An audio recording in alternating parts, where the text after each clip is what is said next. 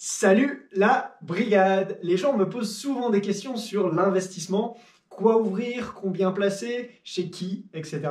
Mais ils oublient systématiquement la chose la plus importante. Au fur et à mesure de mes conversations, j'ai développé un petit exercice facile qui, on le verra ensemble, vous permettra peut-être d'éviter des erreurs coûteuses. Pour vous donner un ordre d'idée de ce qu'on va voir, on parlera de vos dépenses et de vos revenus, du matelas de sécurité.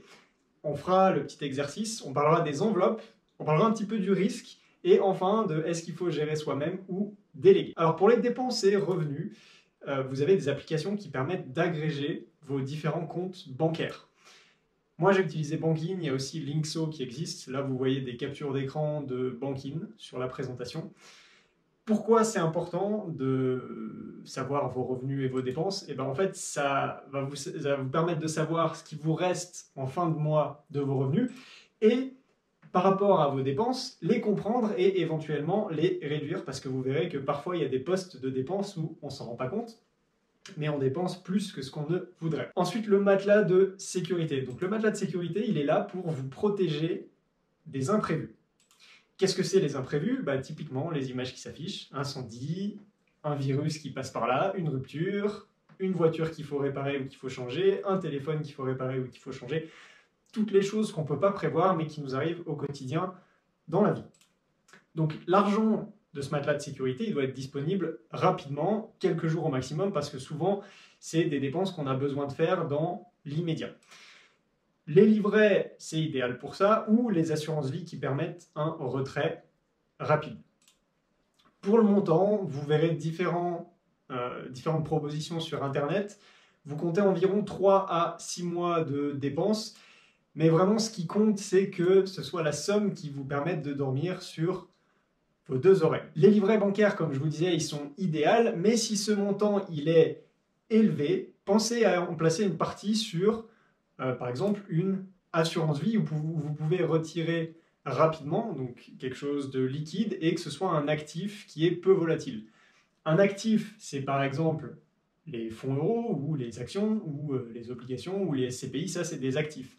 Peu volatiles, c'est-à-dire qui ne fait pas le yo-yo constamment et de façon assez intense. Donc typiquement, les fonds euros, on pourrait considérer ça comme un actif peu volatile qui pourrait être adapté à un matelas de sécurité qui serait assez gros. Maintenant, on va passer à l'exercice. On va faire une petite chronologie. Dans cette chronologie, il va y avoir des projets. Mais alors, qu'est-ce qui constitue un projet? Eh bien, on a déjà le nom du projet, ensuite on a l'horizon de placement, et ensuite on a le montant objectif. Alors, des exemples de noms, ça peut être retraite, résidence principale, un projet entrepreneurial, les études des enfants. Des exemples d'horizon de placement, ça peut être un nombre d'années précis, par exemple 35 ans. Ça peut être une date précise, 2025, 2054, etc. Ça peut être une fourchette aussi, quand on ne sait pas trop, de 2 à 5 ans, de 10 à 15 ans, etc. Et ce projet, il a aussi un montant objectif. Donc, typiquement, pour une résidence principale, on pourrait dire un apport de 40 000 euros. Le plus possible pour certains projets, par exemple les études des enfants, on n'a pas forcément un montant objectif à définir, mais on aimerait qu'il y ait le plus possible sur le projet quand on a besoin de l'argent, 7 000 euros, etc. Donc on va prendre une situation fictive d'une personne qui est entre 20 et 30 ans et qui fait cet exercice qui va déterminer les différents projets qui vont nécessiter un besoin d'argent. Donc, premier projet à laquelle cette personne pense, de 2 à 5 ans, résidence principale, et voilà, il ou elle a été chercher sur Le Bon Coin, pour ne pas les citer, ou d'autres sites de petites annonces, pour regarder un petit peu le marché de l'immobilier, et voilà, il veut faire un apport de, disons, par exemple 10%. Il a calculé que l'immobilier allait augmenter un petit peu, donc il se dit, bon voilà, objectif 40 000 euros, je devrais être parfait pour ce que je veux faire. 5 à 10 ans, cette personne ne sait pas trop, peut-être un projet entrepreneurial qui se profile, pas tout de suite, mais il y a une envie. Donc voilà, il y a un placement à moyen terme qui est prévu, sans objectif précis. Donc vous voyez qu'il n'y a pas tout le temps besoin d'être hyper précis et de dire bon, il me faut tant d'euros pour telle date. 18 ans plus, des enfants qui sont en approche, donc voilà, ils veulent placer pour les enfants, et objectif le plus possible. 35 ans plus, très bien qui pensent à investir à très long terme, 35 ans plus, retraite et objectif également le plus possible. Ils n'ont pas défini de montant précis parce que, hop, pardon, vous allez tout revoir avec moi, magnifiques animations, hein. Il n'y a pas d'objectif précis parce qu'ils ne comptent pas nécessairement s'arrêter de travailler. Vous pouvez faire cet exercice seul ou avec votre partenaire, et avec votre partenaire, vous pouvez faire les deux. Si vous envisagez un futur avec cette personne, ça peut vous permettre de voir ce que l'autre personne envisage et ce que, ensemble, comment vous vous accordez sur vos placements. Si vous voulez le faire sur papier avec une flèche comme je l'ai fait précédemment, vous pouvez. Sinon, j'ai fait un tableau que vous pouvez récupérer, lien dans la description, c'est un Google Sheet.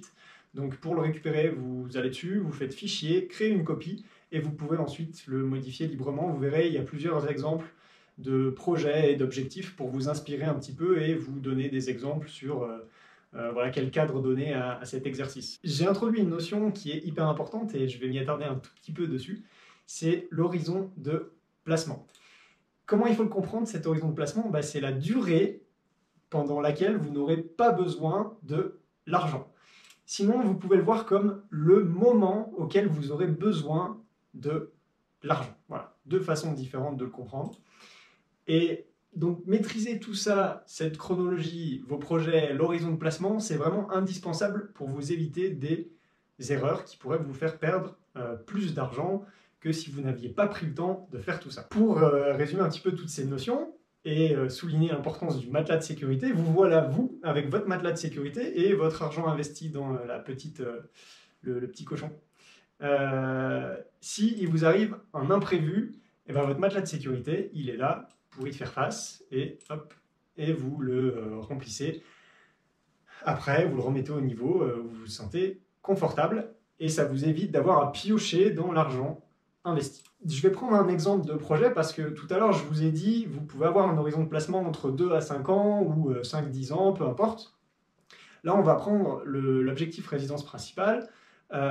Horizon 2 à 5 ans, objectif 40 000 € d'apport. Okay. Mais est-ce qu'on place pour un objectif à 2 ans ou est-ce qu'on place pour un objectif à 5 ans? Placez votre argent, si vous voulez le retirer dans 2 ans ou dans 5 ans, c'est pas vraiment la même chose. Bon, là, 2-5 ans, c'est assez proche, mais des fois, vous pouvez avoir des durées qui sont plus longues, par exemple, entre 5 à 12 ans. Et là, il y a 7 ans. Alors, comment on fait? Comment on se décide sur la fourchette basse ou la fourchette haute? Eh bien, en fait, ça dépend vraiment de vous et surtout du projet. Est-ce que le projet il doit s'exécuter dès que possible? Du coup, c'est mieux de viser 2 ans, parce que si vous avez besoin de l'argent dès que ce projet il peut se profiler, typiquement pour une résidence principale, vous la voyez, vous voulez l'acheter, il vous faut l'argent maintenant. Donc il vous faut l'avoir à disposition immédiate. Si par contre, vous pouvez attendre 1, 2, 3 ans de plus, à vous de voir du coup et d'adapter le risque en fonction de comment vous vous sentez par rapport à ce projet. Mais du coup, peut-être que votre situation, vous ne vous reconnaissez pas trop là-dedans, ça rend la planification de projet difficile. Typiquement, si vous êtes étudiant, si vous êtes entrepreneur ou si vous êtes à l'étranger. Alors pour la petite histoire, c'est une photo de moi. J'habitais à San Francisco à l'époque, j'habitais à l'étranger pendant 4 ans. On allait en camping avec des amis, on montait tout en haut d'une montagne. Et en fait, quand on y allait, c'était tout gris, il y avait des nuages. Bon, là, on disait, ça va pas être super, bon tant pis, on passera un bon moment. On monte petit à petit la montagne, en fait, on se rapprochait des nuages, la montagne était super haute. Et on commence à rentrer dans les nuages. Et là, on voyait plus rien à 20-30 mètres. C'était des nuages hyper épais. Et puis après, on arrive tout en haut de la montagne.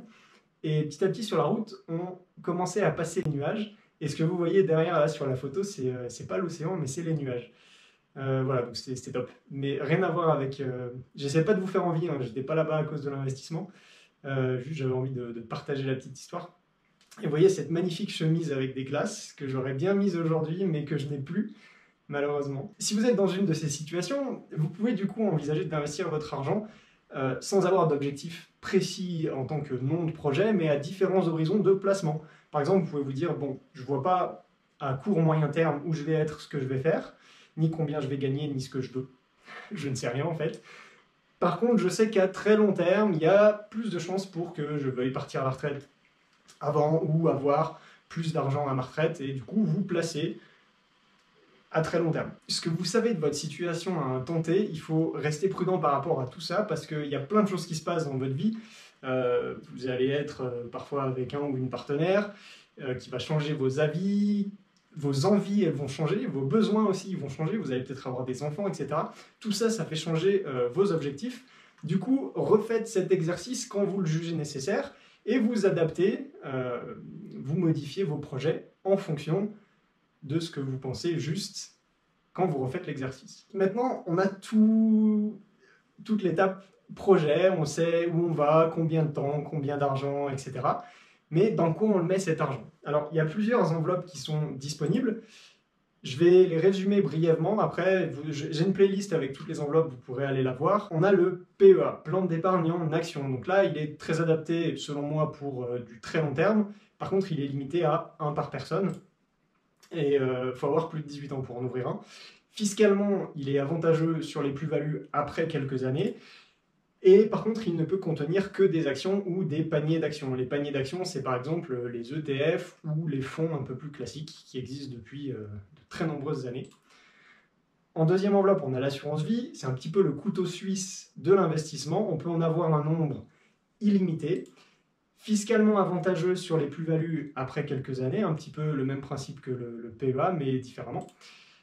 Et il peut contenir pas mal d'actifs différents. Là, par exemple, vous n'êtes pas limité juste aux actions, vous pouvez avoir des SCPI, vous pouvez avoir des obligations, des actions hors européennes, hors Europe. Le PEA, ce n'est que les actions françaises et européennes. Voilà, sur l'assurance vie, vous pouvez avoir différentes choses. Il y a aussi le compte titre ordinaire qui peut être à comparer avec l'assurance vie. Surtout, en fait, si vous vouliez partir sur une stratégie, par exemple, passive avec des ETF sur du long terme, des ETF qui ne versent pas de dividendes mais qui réinvestissent pour vous, comparez bien avec le compte titre parce qu'il n'y a pas d'avantage fiscal spécifique, mais il y a moins de frais qu'une assurance vie et c'est un petit peu au coude à coude en fonction de quel courtier vous propose le compte titre, donc quels frais vous payez, avec quel courtier pour l'assurance vie et quels frais vous payez. Voilà. Si vous n'avez pas compris cette partie, que vous débutez un petit peu, c'est pas grave, c'est peut-être pour les gens qui sont un petit peu plus avancés, qui savent quelle stratégie ils veulent adapter ou commencer à adapter. Et du coup, le compte titre, vous pouvez contenir beaucoup d'actifs différents. Il y a aussi d'autres enveloppes, il y a le PER, plan d'épargne retraite, qui est sorti il n'y a pas longtemps. L'argent est bloqué jusqu'à la retraite, mais il permet de défiscaliser. Donc si vous payez par exemple beaucoup d'impôts, ça peut être une option intéressante à regarder. Les livrets bancaires, bon, ils sont connus, hein, mauvaise rentabilité, très bonne liquidité et pas de risque. Et le PEE, plan d'épargne entreprise, il peut s'avérer du coup intéressant pour ceux à qui c'est proposé. Il y a des entreprises qui le proposent, surtout quand ces entreprises, elles ajoutent de l'argent avec vous. Bien sûr, formez-vous sur chaque enveloppe parce que là, j'ai fait un résumé. Il y a plusieurs spécificités au niveau fiscal, d'autres qui les rendent plus avantageuses que d'autres dans certains contextes. Et ça, vous ne pouvez le savoir que si vous passez un petit peu de temps à vous former sur chaque enveloppe. Alors, mais comment les choisir ces enveloppes, ok? On a nos projets, il y a toutes ces enveloppes, qu'est-ce que je fais? Eh bien, vous pouvez faire un projet égale une enveloppe. Du coup, ça vous permet de segmenter correctement les horizons, les risques et l'objectif de chaque enveloppe. Ok, un projet, une enveloppe. Mais vous pouvez très bien les regrouper pour plus de simplicité. Ça peut être intéressant aussi de les regrouper, surtout si vous commencez à avoir beaucoup de projets, parce que faire une enveloppe pour chaque projet, ça peut être bien, ça permet de segmenter, mais si vous en avez un peu de partout, ça augmente la difficulté et du coup, le risque de, après, ne pas s'en occuper ou de mal s'en occuper. Donc, ne pas oublier de simplifier votre situation aussi, c'est important, surtout si vous voulez en gérer une partie. Qu'est-ce qu'il faut mettre maintenant dans votre enveloppe? Là, je vais évoquer très brièvement, je vais juste citer les noms de différents actifs financiers que vous pouvez mettre dans vos enveloppes. Donc vous devrez faire les recherches vous-même. Je ne veux pas passer mon temps à tous les décrire ici, je ferai peut-être une vidéo dédiée. Mais voilà. Là, vous pouvez regarder les ETF qui sont typiquement très intéressants et beaucoup cités aujourd'hui. Les actions, les obligations, les fonds euros, les SCPI et les fonds. Et plus globalement aussi dans votre patrimoine, vous pouvez avoir des choses, donc après avoir les fusionner avec vos projets, etc., comme l'immobilier, le crowdfunding qui peut s'avérer intéressant pour certaines personnes, les cryptos pour, voilà, si vous êtes convaincu et que ça vous intéresse, l'or et l'argent, vous pouvez aussi avoir différentes devises, etc. Maintenant, petite notion sur les risques. Alors là, je vous montre un actif qui est, on va dire, il est volatile, mais qui monte sur le long terme, typiquement comme les actions. Cet actif, on le considère comme risqué. Après, un actif peu volatile qui, lui, monte sur le long terme et qu'on peut considérer comme peu risqué. Un truc intéressant par rapport au risque et à la volatilité, donc la volatilité, vous voyez, c'est, je reviens un petit peu dessus, c'est quand ça fait le yo-yo de façon plus ou moins intense. Plus ça fait le yo-yo de façon intense, plus c'est volatile. C'est marrant, je vous dis yo-yo, s'il y a un mec qui a fait un diplôme de finance qui m'écoute parler, il dit, oh, il doit se tirer les cheveux. Il dit, ah non, non, il a dit yo-yo, comment on peut dire yo-yo? Alors, il y a un questionnaire sympa à faire sur le site de l'autorité des marchés financiers, l'AMF, mais celle du Québec. Il y a des bonnes ressources sur le site de la française aussi, mais j'ai trouvé ce questionnaire hyper intéressant à faire parce qu'il vous fait vous poser les bonnes questions. Donc n'hésitez pas à le faire, le lien sera dans la description. Ça va vous donner plein d'infos intéressantes. La première page, vous pouvez la passer, vous pouvez faire démarrer le quiz ou le questionnaire directement parce qu'il vous parle un petit peu des placements que vous pouvez faire quand vous êtes au Québec, mais du coup vous n'allez pas comprendre, ça va vous perturber, donc passez directement au quiz, là après c'est plus adapté. Les questionnaires c'est bien, faites-le, mais la réalité, il ne faut pas oublier que parfois elle est différente. Restez prudent dans vos estimations, c'est toujours plus facile de s'imaginer pouvoir encaisser du risque plutôt que dans la réalité vraiment ce qui va se passer. Donc je vais vous proposer une petite façon un peu différente de percevoir du coup le risque et compléter un petit peu votre profil de risque. Donc comprendre le risque, c'est important, ok, hein, ça permet de savoir à quoi s'attendre et de l'aligner, ce risque, avec vos objectifs. L'horizon de temps, du coup, il peut faire percevoir le risque différemment et donc permettre de l'adapter à chaque projet. C'est un petit peu comme si vous aviez votre profil de risque et en fonction des projets, vous mariez avec votre profil de risque et vous avez le profil de risque théorique idéal à chaque projet. Je dis théorique parce qu'il y a des gens qui auront un profil de risque qui prendra plus ou moins de place en fonction de leur projet. Il y a par exemple des gens qui ne voudront pas perdre d'argent, ils ne voudront pas voir de négatif, même si c'est sur des horizons de temps à très long terme. Et là, du coup, le projet prend un peu moins de place dans la décision de qu'est-ce qu'on peut mettre dans ce projet, quels actifs on peut sélectionner pour ce projet. En général, du coup, quand on parle de risque dans un portefeuille boursier, on parle d'actions. Alors, quel pourcentage d'actions il faut mettre pour un projet? Eh ben, il y a une règle connue qui propose que vous pouvez faire 100 moins votre âge, et ça vous donne le pourcentage d'actions. Si par exemple vous avez 25 ans, vous faites 100 moins 25 égale 75% d'actions. Alors cette règle, elle vient des États-Unis. C'est dans un contexte où on vous propose actions, obligations. En France, c'est moins intuitif parce qu'on a les fonds euros qui ont fait que je pense que les investisseurs se sont moins intéressés aux obligations. On est moins familier avec les obligations en France. Mais voilà, la règle propose ça, 100 moins votre âge égale le pourcentage d'actions. Elle a un petit peu évolué parce que l'espérance de vie a augmenté, donc 110 moins votre âge. Et sur les profils profils de risque les plus... ceux qui peuvent encaisser le plus de risques, vous pouvez les trouver jusqu'à 120 moins votre âge. Mon problème avec cette règle, c'est que du coup, elle ne donne pas d'indication sur la perte potentielle, sur qu'est-ce que vous pouvez perdre comme argent si vous suivez cette règle. Vous faites 100 moins 30 égale 70, 70% d'actions, très bien, mais qu'est-ce que j'en fais de ça? Qu'est-ce que je risque? Qu'est-ce que je perds? J'ai fait quelques petites recherches historiques sur les chutes qu'il y a eu, je vous montrerai tout à l'heure dans le passé. On va dire que votre portefeuille d'actions, il pourrait perdre à tout moment 60% de sa valeur. On va prendre un exemple avec 40 000 euros. On va partir sur différentes hypothèses où on va mettre ces 40 000 euros sur 100% d'actions, 60, 30 ou 10%. Et on va voir du coup ce qui se passe si on applique une chute de 60%. Vous voyez, quand on a 100% d'actions, une chute de 60%, il nous reste 16 000 euros. On part de 40 000, on arrive à 16 000. 60% d'actions, il nous reste 25 600. 30% d'actions, il nous reste 32 800 et 10%, 37 600. Donc vous voyez, ça illustre un petit peu que plus on a d'actions, plus potentiellement le portefeuille peut baisser, aussi monter, mais vous pouvez avoir des chutes assez importantes. Bien sûr, si les autres actifs qui complémentent les actions ne sont pas des actifs aussi volatiles et qui descendent en même temps. Alors vous pouvez adopter ces 60%, hein, c'est pas une règle, c'est 60%. Ne le prenez pas comme une règle, c'est juste une méthodologie de calcul qui vous permet de comprendre ce que potentiellement vous pouvez perdre. Vous pouvez un petit peu le changer, mettre à 50%, 60, 70. Voilà, ça vous permet de voir un petit peu où vous mettez les pieds s'il y a une chute de marché.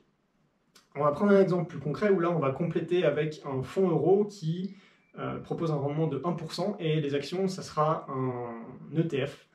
On va faire un investissement de 10 000 euros et on va se situer dans la période où il y a eu la crise de 2007-2008 et je prends les performances du MSCI World.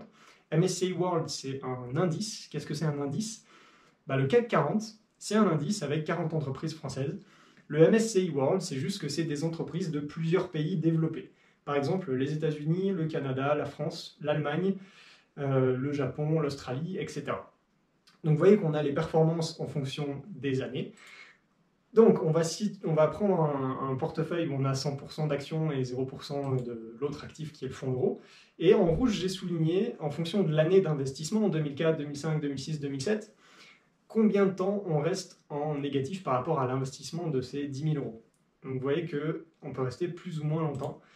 Et si on réduit le pourcentage d'actions, on réduit aussi la volatilité de votre portefeuille, donc vous descendez moins bas, donc ça met moins de temps pour remonter parce que vous avez un autre actif qui complète votre portefeuille. Et vous voyez que plus on réduit le nombre d'actions, moins on a de cases en rouge. C'est pour ça qu'on parle de plus vous avez d'actions, plus vous êtes sur quelque chose de risqué parce que il faut pouvoir encaisser le fait de, vous voyez pendant la première option, je vais vous montrer avec ma souris, rester 5 ans, voilà, là, si vous avez investi au mauvais moment, restez 5 ans en négatif où vous ne remplissez pas forcément votre objectif. Voilà, ça peut être handicapant pour certaines situations. Vous pouvez du coup vous demander combien de temps après une chute de marché, le marché récupère. Donc j'ai pris quelques petits exemples historiques. On va regarder les chutes en pourcentage, donc de combien c'est descendu et de quelle durée par rapport au point le plus haut. Donc en 1929, c'est à chaque fois j'ai envie de dire les 30 glorieuses, mais c'est pas du tout ça, c'est la Grande Dépression. Il y a eu une chute de 90% par rapport au plus haut et ça a mis 25 ans pour remonter. Alors il ne faut pas vous exciter, c'est pas forcément, vous n'allez pas forcément investir ici et attendre jusqu'en bas, mais c'est pour vous montrer un petit peu l'amplitude, sachant que si vous investissez petit à petit, vous allez investir tout avant, chaque mois, hop, après toute la descente et tout ici. Donc l'argent que vous investissez ici, quand ça remonte, ça permet de compenser l'argent que vous avez perdu, entre guillemets, ici. Donc il ne faut pas qu'une courbe comme ça vous affole et que vous dites « oh là là, ça fait peur ». Ça fait peur, mais c'est pour vous montrer un petit peu ce que c'est le risque et le mettre en parallèle avec des exemples un peu plus concrets de ce qui s'est passé dans l'histoire. 70-80, donc là il y a eu plusieurs crises, mais sur le graphique j'ai décidé de souligner ça. Moins 45%, ça a mis 10 ans à remonter au niveau le plus haut, le dépasser.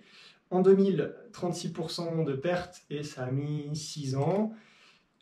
Alors les données, je ne vous l'ai pas dit, mais c'est un autre indice, cette fois le Dow Jones Industrial Average. C'est un indice américain. J'ai pris cet indice en fait parce qu'il y a beaucoup de données historiques qui sont disponibles et pour les autres indices, j'avais un petit peu du mal à les trouver. Donc voilà, les chutes et les durées n'ont pas été les mêmes exactement pour tous les indices, mais globalement, c'est pour vous montrer un petit peu ce qui peut se passer avec des actions. 2008, donc celle-là est un petit peu plus connue, moins 53% et plus de 5 ans à remonter, et 2020, moins 37%, et là ça a pris 9 mois pour remonter, en tout cas aux États-Unis sur le Dow Jones.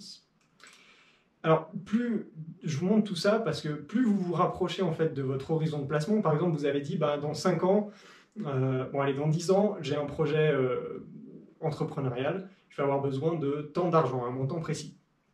Et plus vous vous rapprochez de ces 10 ans, plus il va falloir décider à certains moments de sécuriser vos actifs dans votre portefeuille pour justement éviter cette volatilité. Au début, quand vous êtes à 10 ans de distance de votre objectif, vous pouvez vous permettre de prendre un petit peu plus de risques. Mais quand vous commencez à vous rapprocher à 4 ans, 3 ans, 2 ans, eh ben, il va peut-être falloir baisser votre pourcentage d'actions ou d'autres actifs risqués que vous avez pour retourner sur des actifs moins volatiles. Et du coup, ça vous évitera des pertes trop importantes le jour où vous avez besoin de cet argent. Est-ce qu'il faut gérer vous-même ou déléguer? Alors, on va voir quelques avantages et inconvénients. Déjà, si vous gérez vous-même, vous aurez moins de frais. Vous devrez peut-être, vous devrez y accorder un petit peu de temps, c'est sûr, hein, au début. En tout cas, surtout pour des stratégies comme par exemple l'investissement passif, il y a un petit peu de choses à comprendre et éventuellement, si vous voulez aller plus loin, choisir vos ETF. Mais après, ça peut rouler en automatique. Vous pouvez automatiser pas mal de choses. Choisir les enveloppes, donc PEA, assurance vie, etc. Donc là aussi, ça va vous demander de vous former. Mais même si vous ne gérez pas vous-même, en fait, il va falloir comprendre un petit peu les enveloppes pour choisir laquelle est le plus adapté à tel ou tel projet. Même si vous voulez déléguer la gestion de cette enveloppe, il faudra décider de l'allocation, ok, quels actifs on choisit, combien de pourcents de tel actif on met, combien de pourcents de tel autre actif on met. Modifier l'allocation quand par exemple vous vous rapprochez de l'horizon de placement. Être régulier et discipliné. Si par exemple vous choisissez de gérer vous-même votre PEA pour un projet à très long terme, 25, 30, 35 ans, tous les mois il va falloir venir, ou tous les 2 mois, passer votre ordre. Donc voilà, ça demande un petit peu de régularité.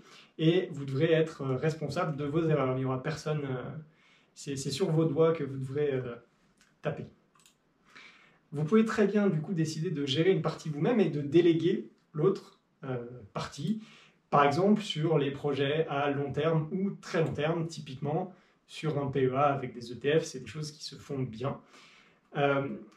En complément de cette vidéo, il y a une autre vidéo que j'avais faite qui vous apportera, je pense, plein d'informations qui viendront compléter tout ce que j'ai dit. Donc n'hésitez pas à aller y jeter un œil. Si vous avez des questions, vous posez un commentaire ou vous m'envoyez un message sur Instagram et je vous répondrai en vocal. J'essaierai de vous aider du mieux que je le peux. Voilà, c'est toujours sympa de se faire aider sans contrepartie. Donc n'hésitez pas à m'envoyer un message et en attendant, je vous dis à la prochaine.